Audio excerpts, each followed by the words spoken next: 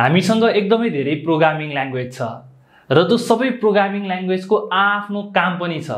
आजको भिडियोमा म तपाईलाई केही एकदमै पपुलर प्रोग्रामिङ ल्याङ्ग्वेज र त्यसबाट तपाईले के गर्न मिल्छ यसको बारेमा एकदमै क्लियरली भन्छु। र सबैभन्दा पहिला कुरा गरौँ कि प्रोग्रामिङ भनेको के हो त। जस्तो कि मैले कम्प्युटरसँग कुरा गर्नु पर्यो, मैले कम्प्युटरसँग कुरा गर्नु पर्यो भने मैले तपाईसँग कुरा गरे जसरी यसरी बोलेर त हुँदैन। मैले के गर्नुपर्ने हुन्छ त भन्दाखेरि कम्प्युटरले बुझ्ने भाषामा केही कुरा लेख्नु पर्ने हुन्छ र यो कुरा लेख्नको लागि एकदमै सजिलो छ। तपाईले इंग्लिश भाषामा नै लेख्ने हो, अलिकति फर्म्याट पूरा गरेर लेख्ने हो र यो लेख्ने प्रक्रियालाई प्रोग्रामिङ भनेर भनिन्छ। प्रोग्रामिङ भनेको तपाईले कम्प्युटरले बुझ्ने भाषामा केही स्क्रिप्ट लेख्नुभयो, केही कोड गर्नुभयो भने यो नै प्रोग्रामिङ हो। र यो प्रोग्रामिङ गरिसकेपछि कम्प्युटरले बुझ्छ र प्रोग्रामिङ गरेर तपाईले कम्प्युटरलाई जे पनि काम गराउन सक्नुहुन्छ। तपाईले जस्ट इन्स्ट्रक्सन दिनु पर्यो, यो काम गर भनेर सही तरिकाले इन्स्ट्रक्सन दिनु पर्यो, कम्प्युटरले त्यो पछाडी तपाईले दिएको इन्स्ट्रक्सन अनुसारले काम गर्छ। मान्छे त थाक्छ नि एकछिनमा, हैन र? कम्प्युटर थाक्दैन। कम्प्युटरले रातभरि पनि काम गर्न सक्छ, दिनभरि पनि काम गर्न सक्छ, एकदमै एक्युरेटली काम गर्छ। र प्रोग्रामिङ भनेको चाहिँ तपाईले कम्प्युटरलाई इन्स्ट्रक्सन दिने, एउटा यो काम गर है भनेर तपाईले भन्ने काम रहेको छ। र त्यो सँगसँगै प्रोग्रामिङ ल्याङ्ग्वेज भनेको के हो त? अब त्यो भन्नको लागि कम्प्युटरलाई यो काम गर है भनेर भन्नको लागि हामीसँग धेरै ल्याङ्ग्वेजहरू छन्। जस्तो हामीसँग भाषाहरूमा पनि इंग्लिश छ बोल्नको लागि, नेपाली छ, हिन्दी छ, चाइनिज छ, जापानिज छ। त्यस्तै तरिकाले कम्प्युटरलाई पनि यो काम गर है भनेर इन्स्ट्रक्सन दिनको लागि विभिन्न प्रोग्रामिङ ल्याङ्ग्वेज रहेका छन्। र अब चाहिँ संसारको पपुलर प्रोग्रामिङ ल्याङ्ग्वेजहरूको नाम र त्यसको काम, त्यसबाट तपाईले के काम गर्न सक्नुहुन्छ भनेर तपाईले जान्न सक्नुहुन्छ। म तपाईलाई सिधै कम्प्युटरको स्क्रिनमा लिएर जान्छु। यति बेला तपाईको अगाडि केही संसारका पपुलर प्रोग्रामिङ ल्याङ्ग्वेजहरूको लिस्ट रहेको छ र यो लिस्ट मध्ये अगाडि रहेको छ पाइथन। पाइथन एउटा यस्तो प्रोग्रामिङ ल्याङ्ग्वेज हो जुन तपाईले सजिलै सिक्न सक्नुहुन्छ र थोरै कोड लेखेर पनि धेरै कुरा अचिभ गर्न सक्नुहुन्छ। र तपाईले यहाँ देख्न सक्नुहुन्छ पाइथन एउटा जेनरल पर्पज प्रोग्रामिङ ल्याङ्ग्वेज रहेको छ। जेनरल पर्पज प्रोग्रामिङ ल्याङ्ग्वेज भनेको तपाईले पाइथनलाई धेरै कामको लागि प्रयोग गर्न सक्नुहुन्छ। एउटै प्रोग्रामिङ ल्याङ्ग्वेज तर यो वेब डेभलपमेन्टमा पनि युज हुन्छ, बेसिक स्क्रिप्ट लेख्नको लागि पनि युज हुन्छ, अनि त्यो सँगसँगै machine learning, artificial intelligence, IoT यस्तो धेरै ठाउँमा यसको प्रयोग हुन्छ। त्यही कारणले गर्दाखेरि यो चाहिँ एउटा जेनरल पर्पज प्रोग्रामिङ ल्याङ्ग्वेज रहेको छ। अनि यो प्रोग्रामिङ ल्याङ्ग्वेज सिक्नको लागि पनि सजिलो छ, तपाईले सजिलै सिक्न सक्नुहुन्छ। अगाडि प्रोग्रामिङ ल्याङ्ग्वेज सिक्न सुरु गर्दै हुनुहुन्छ भने आजको दिनमा चाहिँ पाइथनबाट सुरु गर्नुभयो भने बेस्ट हुन्छ। र पाइथनबाट के गर्न मिल्छ त? पाइथनबाट तपाईले बेसिक स्क्रिप्टहरू बनाउन सक्नुहुन्छ। जस्तो कि तपाईलाई फेसबुकमा अटोमेटिक पोस्ट गर्ने एउटा बोट बनाउनु पर्यो, एउटा सफ्टवेयर बनाउनु पर्यो भने पाइथनबाट बनाउन सक्नुहुन्छ। अनि त्यो सँगसँगै तपाईको आफ्नो कामहरू सहज बनाउनको लागि केही स्क्रिप्टहरू बनाउनु पर्ने हुन्छ, केही कुरा अटोमेट गर्नको लागि आफैले टुलहरू पनि बनाउन सक्नुहुन्छ पाइथनबाट। अनि तपाई वेब डेभलपमेन्टतिर जान चाहनुहुन्छ भने तपाईले ज्याङ्गो चुज गर्न सक्नुहुन्छ। सुरुमा तपाईले पाइथन सिक्नुहुन्छ, पाइथन सिकिसके पछाडि चाहिँ तपाईसँग एचटीएमएल, सीएसएस, जावास्क्रिप्टको नलेज छ भने तपाई ज्याङ्गोमा गएर चाहिँ यो पाइथन प्रोग्रामिङ ल्याङ्ग्वेजको प्रयोग गरेर वेबसाइट बनाउन सक्नुहुन्छ। र यो ज्याङ्गो भनेको चाहिँ पाइथनको फ्रेमवर्क रहेको छ वेब डेभलपमेन्टको। र तपाईले पाइथनबाट मात्र म वेबसाइट बनाउँछु भनेर भन्नुभयो भने निकै गाह्रो हुन्छ। यो फ्रेमवर्क अलरेडी बनाएको छ र यो बनाएको वर्षौं भइसकेको छ। तपाईले यो फ्रेमवर्कलाई प्रयोग गरेर चाहिँ चाँडै सफ्टवेयर बनाउन सक्नुहुन्छ, चाँडै वेबसाइट बनाउन सक्नुहुन्छ। ज्याङ्गोबाट चाहिँ वेबसाइट बनाउन मिल्यो। वेबमा तपाईको इन्ट्रेस्ट छ भने तपाईले पाइथन सिक्ने, त्यो पछाडि चाहिँ एचटीएमएल, सीएसएस, जावास्क्रिप्ट सिकेर ज्याङ्गो सिक्नुभयो भने त यसको स्कोप पनि राम्रो रहेको छ। अनि प्रोग्रामिङ ल्याङ्ग्वेजबाट मात्र सबै कामहरू गर्न अघि मैले भने जस्तै गाह्रो हुन्छ। फ्रेमवर्कमा तपाईलाई चाहिने कुराहरू अलरेडी दिएको हुन्छ, केही रुल्सहरू दिएको हुन्छ, टेम्प्लेटहरू दिएको हुन्छ, त्यसलाई तपाईले प्रयोग गरेर सजिलै बनाउन सक्नुहुन्छ वेबसाइट चाहिँ। अनि तपाई यदि डाटा साइन्समा जान चाहनुहुन्छ भने तपाईले चाहिँ सुरुमा पाइथन सिक्ने, त्यो पछाडि पान्डास, नमपाई अनि यो म्याटप्लटलिब भन्ने छ, यो कुराहरू चाहिँ सिक्न सक्नुहुन्छ र डेटा साइन्समा तपाई जान सक्नुहुन्छ। र यो पान्डासबाट चाहिँ तपाईसँग एक्सलमा हजारौं डेटाहरू छन् भने पनि तपाईले त्यसलाई पाइथनमा ल्याएर एनालाइसिसहरू गर्न सक्नुहुन्छ, धेरै कामहरू गर्न सक्नुहुन्छ। नमपाई अनि यो म्याटप्लटलिब त्यो केही तपाईलाई चाहिँ फिगरहरू बनाउनु पर्यो भने यसको प्रयोग गर्न सक्नुहुन्छ। अनि त्यो सँगसँगै अर्को कुरा चाहिँ तपाईँ मेसिन लर्निङमा जान चाहनुहुन्छ भने पाइथन सुरुमा सिकेर तपाईले चाहिँ यो टेन्सर फ्लो सिक्न सक्नुहुन्छ। टेन्सर फ्लो चाहिँ रिकमेन्डेड रहेको छ। अनि त्यो सँगसँगै केरास यस्तो पनि सिक्न सक्नुहुन्छ, तर टेन्सर फ्लो चाहिँ अगाडि रिकमेन्डेड रहेको छ। तपाईले टेन्सर फ्लो सिकेर मेसिन लर्निङमा पनि तपाईले आफ्नो क्यारियरको सुरुवात गर्न सक्नुहुन्छ। अनि त्यो सँगसँगै आर्टिफिसियल इन्टेलिजेन्समा तपाईँ जान चाहनुहुन्छ भने पनि पाइथन एकदमै बेस्ट रहेको छ। Artificial intelligence, machine learning, blockchain भनेको अबको दिनमा एकदमै पपुलर हुने टेक्नोलोजी रहेको छ। र तपाईको रुचि एआईमा छ, मेसिन लर्निङमा छ भने तपाईले पाइथन सिक्न सक्नुहुन्छ।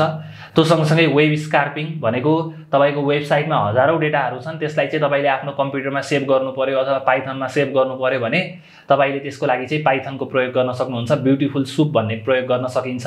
अटोमेसनमा तपाईको रुचि छ, वेब अटोमेसनमा भने तपाईले सेलेनियम सिक्न सक्नुहुन्छ र वेब अटोमेसन र टेस्टिङको काम पनि गर्न सक्नुहुन्छ। अनि त्यो सँगसँगै गेम डेभलपमेन्टमा पनि पाइगेम भन्ने छ।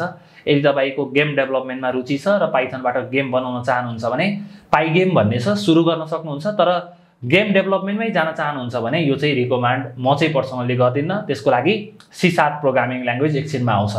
र अर्को प्रोग्रामिङ ल्याङ्ग्वेज रहेको छ जाभास्क्रिप्ट। जाभास्क्रिप्ट चाहिँ एउटा फुल स्ट्याक प्रोग्रामिङ ल्याङ्ग्वेज रहेको छ। यसलाई तपाईले वेब डेभलपमेन्टमा प्रयोग गर्न सक्नुहुन्छ।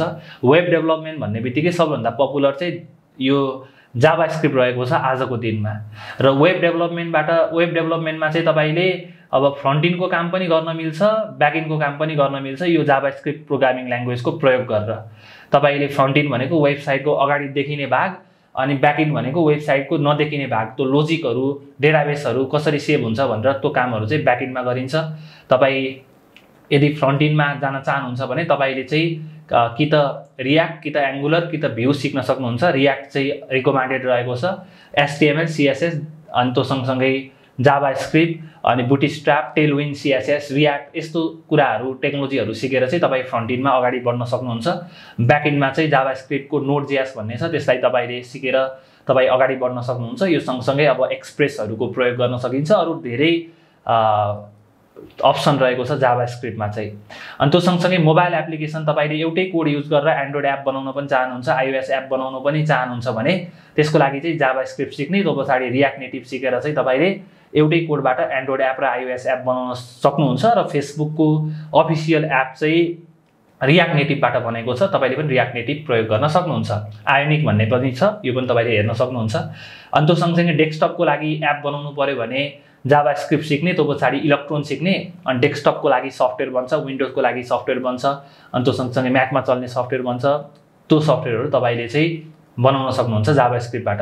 र तपाईको आजको दिनमा तपाईको प्लान चाहिँ डेस्कटपमा मात्र जानेछ भने त्यो काम चाहिँ नगर्नु होला। तपाईले डेस्कटपको लागि मात्र सफ्टवेयर बनाउनु छ भने त्यो चाहिँ घाटा हो। किन भन्दाखेरि फर एक्जाम्पल तपाईले विन्डोजमा मात्र चल्ने एउटा सफ्टवेयर बनाउनु भयो भने त्यो सफ्टवेयर विन्डोजमा मात्र चल्छ नि त, तर वेबबाट बनाएको सफ्टवेयर त ब्राउजरमा चल्छ, जतासुकै चल्छ। अब त्यो विन्डोजको लागि मात्र बनाएको सफ्टवेयर चाहिँ तपाईलाई मेन्टेन गर्न गाह्रो हुन्छ, समस्या हुन्छ। तर वेबबाट बनाएको सिस्टम चाहिँ एकचोटि केही कुरा अपडेट गर्यो भने संसारभरि जतासुकै अपडेट गर्न सजिलो हुन्छ नि त। त्यही कारणले गर्दाखेरि डेस्कटपमा तपाईको अब निडै छ भने, एकदमै डेस्कटप चाहिएकै छ भने डेस्कटप सफ्टवेयरमा जाने, नत्र भने वेबतिर जाने। अब तपाईले अहिले त युट्युब पनि त्यहाँ इन्स्टल भनेर आएको हुन्छ, डेस्कटपमा अटोमेटिक चल्छ। अब त्यस्तो खालको डेस्कटप सफ्टवेयर बनायो भने चाहिँ बेस्ट हुन्छ आजको दिनमा। अनि त्यो सँगसँगै तपाईँ यदि गेम डेभलपमेन्टतिर जान चाहनुहुन्छ भने पनि तपाईँले जाभास्क्रिप्ट सिक्न सक्नुहुन्छ। मेसिन लर्निङतिर, आर्टिफिसियल इन्टेलिजेन्सतिर जान चाहनुहुन्छ भने पनि जाभास्क्रिप्ट अप्सन रहेको छ, पाइथन पनि अप्सन रहेको छ, जाभास्क्रिप्ट पनि अप्सन रहेको छ। अन्तिममा हामी कुन चाहिँ प्रोग्रामिङ ल्याङ्ग्वेज चाहिँ के कामको लागि प्रयोग गर्ने भनेर त्यो लिस्ट मैले बनाएको छु, त्यो लिस्ट पनि तपाईले हेर्न सक्नुहुन्छ। र जाभा प्रोग्रामिङ ल्याङ्ग्वेज छ अर्को, र यो जाभा प्रोग्रामिङ ल्याङ्ग्वेज पनि एउटा जेनरल पर्पज प्रोग्रामिङ ल्याङ्ग्वेज रहेको छ। र यो चाहिँ इन्टरप्राइज लेभलमा, मल्टिनेसनल कम्पनीहरूमा एकदमै प्रयोग हुन्छ। र जाभा प्रोग्रामिङ ल्याङ्ग्वेज स्टार्ट भएको चाहिँ आज 26 वर्ष भइसकेको छ। मतलब धेरै कम्पनीहरूले अलरेडी आफ्नो millions of line of code चाहिँ जाभा प्रोग्रामिङमा लेखिसकेका छन्। त्यही कारणले गर्दाखेरि उनीहरूले अरू प्रोग्रामिङ ल्याङ्ग्वेज रिकमेन्ड गर्दैनन्।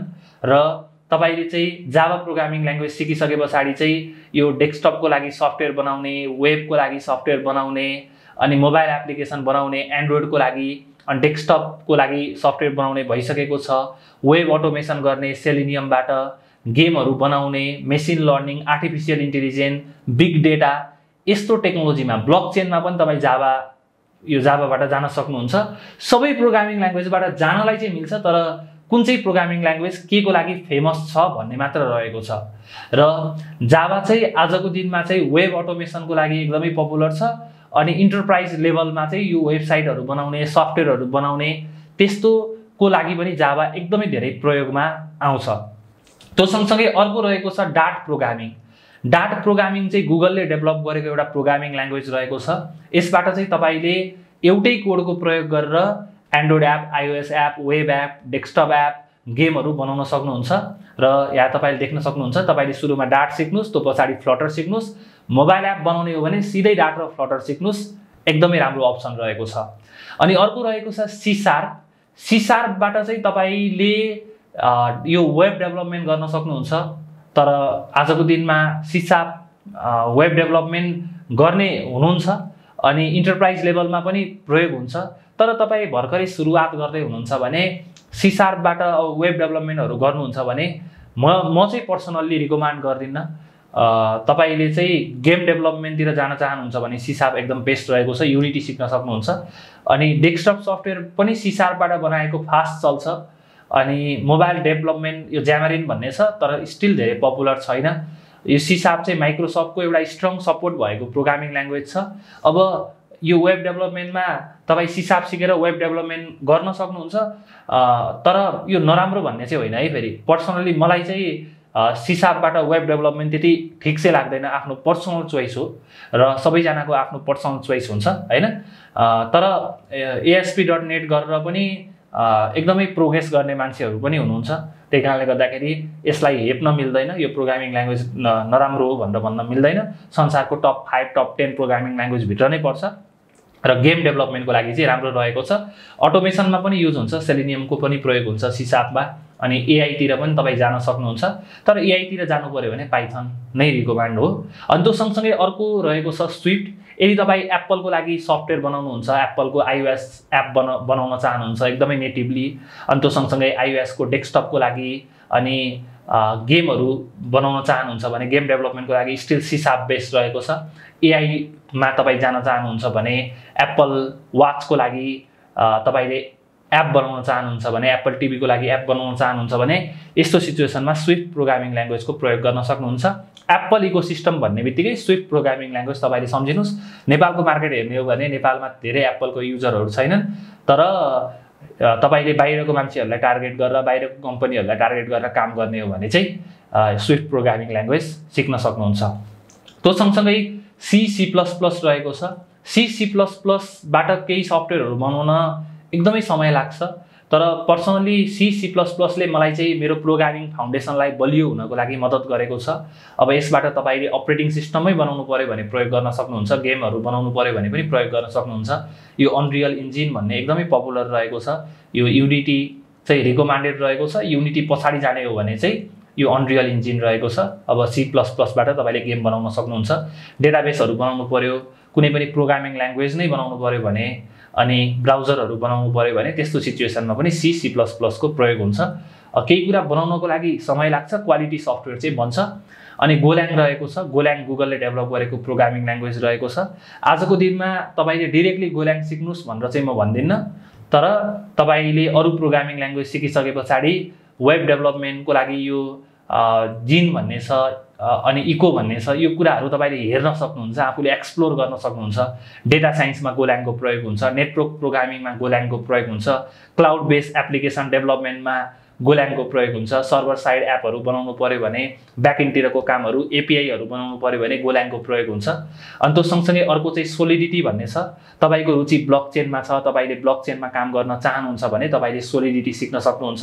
स्मार्ट कन्ट्र्याक्टहरू बनाउनु पऱ्यो, अनि त्यो सँगसँगै ब्लकचेनमा जानु पऱ्यो, डिसेन्ट्रलाइज एप्लिकेसनहरू बनाउनु पऱ्यो, क्रिप्टो करेन्सीको केही प्रोजेक्टहरू गर्न चाहनुहुन्छ भने नेपालमा चाहिँ यो क्रिप्टो करेन्सी चाहिँ इलिगल छ, तर ब्लकचेन सिक्नको लागि चाहिँ इलिगल छैन। तपाईँले मजाले सिक्न सक्नुहुन्छ आजको दिनमा। अब यो चाहिँ पर्सनल्ली मेरो चोइस रहेको छ। तपाईँ यदि एप डेभलपमेन्टतिर जाने हो भने सिधै फ्लटर सुरु गर्नुहोस्। म चाहिँ त्यो रिकमेन्ड गर्छु। गेम डेभलपमेन्टतिर जाने हो भने युनिटी सिक्नुस् तपाईले। फ्लटरले डार्ट प्रोग्रामिङ ल्याङ्ग्वेजको युज गर्छ, युनिटीले सी शार्प प्रोग्रामिङ ल्याङ्ग्वेजको प्रयोग गर्छ। वेब डेभलपमेन्टतिर जाने हो भने पाइथन सिक्नुस्। अनि अब यसको अप्सन अर्को दोस्रो अप्सन चाहिँ जाभास्क्रिप्ट रहेको छ, जाभास्क्रिप्ट सिक्नुस् अथवा पाइथन सिक्नुस्। फर्स्ट प्रोग्रामिङ ल्याङ्ग्वेज सुरुमा सिक्नुपर्ने प्रोग्रामिङ ल्याङ्ग्वेज अहिलेको नयाँ मान्छेहरूलाई चाहिँ पाइथन रहेको छ मेरो रिकमेन्डेसन। अनि फ्रन्ट इन्ड डेभलपमेन्टतिर जान चाहनुहुन्छ भने रियाक्ट सिक्नुस्। अब अरू अप्सनहरू पनि रहेको छ यो सँगसँगै, तर रियाक्ट चाहिँ अगाडि सिक्नुभयो भने बेस्ट हुन्छ वेबतिर। अनि ब्याकइन्डतिर चाहिँ पाइथन अथवा नोड.जेएस, जाभास्क्रिप्टको अथवा पाइथनको तपाईसँग नलेज भयो भने ब्याकइन्डमा काम गर्न बेस्ट हुन्छ। मेसिन लर्निङको लागि चाहिँ पाइथन, आर्टिफिसियल इन्टेलिजेन्सको लागि पाइथन, डेस्कटप एप डेभलपमेन्टको लागि सी शार्प अथवा इलेक्ट्रोन। अनि ब्लकचेनतिर जान चाहनुहुन्छ भने सोलिडिटी, वेब अटोमेसनतिर जान चाहनुहुन्छ भने जावा पाइथन, एपिआई डेभलप गर्न चाहनुहुन्छ भने फास्ट एपिआई भन्ने छ, यसबाट तपाईले सजिलै एपिआई बनाउन सक्नुहुन्छ, डकुमेन्टेसन अटोमेटिक बनाइदिन्छ।